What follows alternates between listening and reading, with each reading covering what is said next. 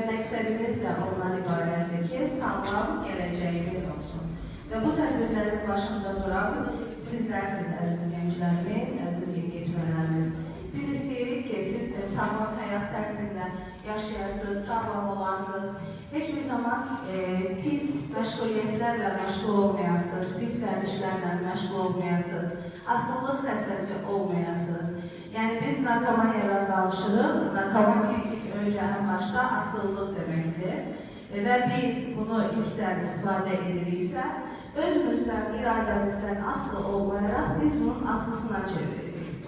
Bəzən deyirlər, mənim iradəm var, mən güclüyəm, istədiyim vaxtı yox deyə bilərəm və yaxud da narkotik satan şəxslər bizi aldadır ki, narkotik asıllıq yaratmır, istəyəndə alıb istifadə edə bilirsən, istəyəndə alıb istifadə edə bilmirsən, bu səndən, sənin iradəndən asılıdır. Xeyr, əzizlərim, bu satanların